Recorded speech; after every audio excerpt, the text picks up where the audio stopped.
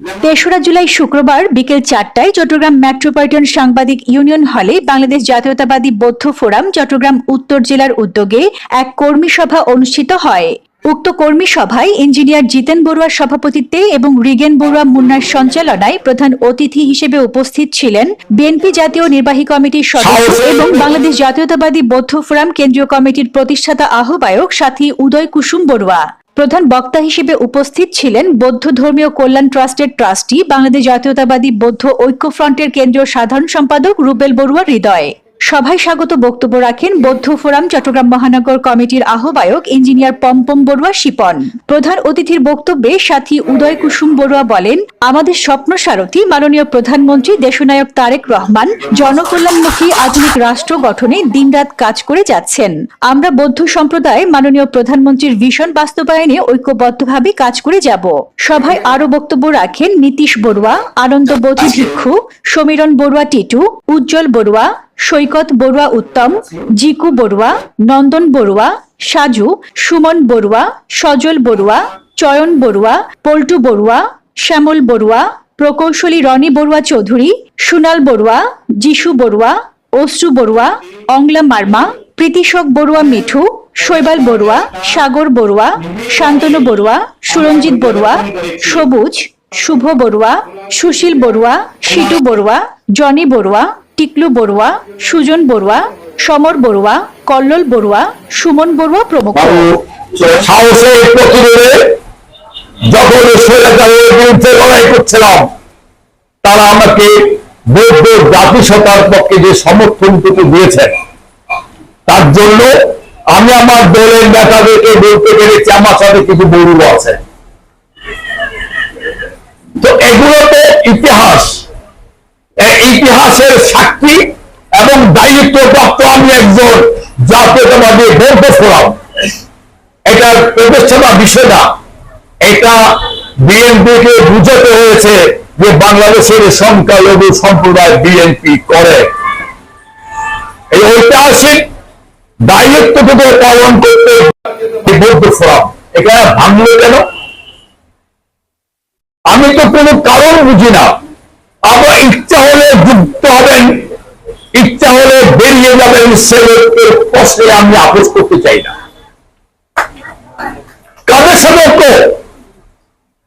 যে আদর্শের প্রশ্নে আমিও রুবেল মিলে গেলাম, সুপরাও মিলে গেল, বলতে চাই না। তাদের সাথে মিলিয়ে ব্যক্তির মিলতে চাচ্ছি। জাতীয়তাবাদী বৌদ্ধ ফোরাম একটা আদর্শ নিয়ে বলতে হবে। নামটা প্রধান নয়, নেতৃত্ব প্রধান নয়। প্রতিমোদিত হওয়া যায়, দল করে প্রতিমোদিত হওয়া যায়। দেখছি না আওয়ামী হয়েছে, বিএনপির আমলে হচ্ছে না, তা তো না। তো এই টাকা আমি রাখবো কোথায়? আর ব্যাংক নাই, এই টাকা আমি দেবো কাকে? ছেলেকে? আমার ছেলেকে আমি নিযুক্ত করি টাকা দেওয়ার জন্য, ছেলে আমার দায়িত্ব লাগে। এইটা হচ্ছে আমার রাজনীতি। এই কারণে অর্থের প্রতি কোনো মোহ নাই, আমার অভাব নাই।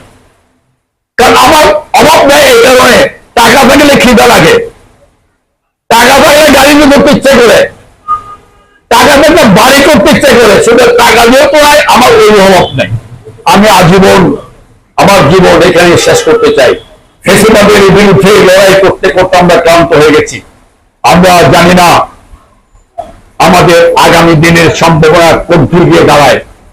গত 4 মাসের সরকার তার উঁচুক খাচ্ছে। আমাদের সম্মিলিত মিলিত ভালোবাসা, 16 বছরের কষ্টের যে লড়াই, এই লড়াইকে শানিত করার মধ্যে বেগম খালেদা জিয়া তারেক রহমানের যোগ্য সন্তান তারেক রহমানের হাতকে শক্তিশালী করা এখন নৈতিক দায়িত্ব। জাতীয়তাবাদী বৌদ্ধ ফোরাম চট্টগ্রাম উত্তর জেলার অনেক নেতৃবৃন্দরা এসছেন, আমাদের পাহাড়ি ভাই বন্ধুরা অনেক দূর থেকে এসছেন। আমি এই ধরনের আমাদের বৌদ্ধ সম্প্রদায়ের সভা তাদের এখানে কিছু দেখি নাই। জাতীয়তাবাদী দলের পক্ষ থেকে যারা পাহাড়ে বন্ধুরা বলে এসছেন, আমি অভিনন্দন জানাই। বিভিন্ন থানা থেকে এসছেন, আমি কৃতজ্ঞতা জানাই। আগামী দিনে বৌদ্ধ সমাজের সর্বাঙ্গীন কল্যাণের জন্য যখন আসবেন, যে কোনো কাজে আসবেন, আমি চেষ্টা করবো। আর আমার অন্য কোনো কাজ নেই, আমি চাকরিও করি না, বাকিও করি না যে আমি ডাকলে 3টা যেতে পারবো তা না। এখন আমাকে বলেছে আমি পাবো না তা না, আমি পাবো, তবে সময় আছে। রাঙ্গামাটি আমি যাবো, আমাদের বোর্ডের সম্পর্কে কোনো সমস্যা যখন অবস্থায় রাত 12টা 1টা হোক 3টা হোক আমাকে বলবেন, আমি যাব, ফোন করে বলবো না। আমি কেন্দ্রীয় কমিটির নেতা, আমি এসে বললাম আমি এই কাজ করি না, আমি নিজেকে বললাম এটা করি না, এটা আমি করি না, আমি নিজে গিয়ে বলি, আমি ফোন করি না। সুতরাং আপনাদের সমস্যা সেগুলো আসবে, সমাধান যেহেতু সুযোগ আছে, সরকার যেহেতু বাংলাদেশ জাতীয় দলের, সুতরাং একে একে কড়াই দণ্ডায় আমাদের অধিকার আমরা আদায় করব। দীর্ঘদিন আমরা সবাই এই প্রেসিডেন্ট সরকারের জন্য আমরা যুদ্ধ করেছি। এক একজনের যুদ্ধ হচ্ছে আলাদা, আমার যুদ্ধটা একরকম, ওদের যুদ্ধটা একরকম, এখানে যে শিক্ষকটা একরকম, প্রফেশন একরকম, যিনি সাংবাদিকটা যে সাংবাদিক একরকম, আন্তর্জাতিক ভান্ডার একরকম, যারা পেশাজীবী একরকম। কেউ বা পথে গিয়ে আপনি যদি আটকে যান, জেলে গেছেন, এটা আপনার প্রতিবাদ, যার যার স্থান থেকে তার প্রতিবাদ করা হয়েছে এখানে, না হলে তো আজকে সবাই এখানে একত্রিত হলো না। কারণ দলকে ভাবে এসেছেই বেগম খালেদা বাস শিবিরে, আজকে তার রহমতের বেশি শিবিরে আজকে সবাই আমরা এখানে জাতীয়ভাবে বিশ্বাস করবো এখানে এসেছি।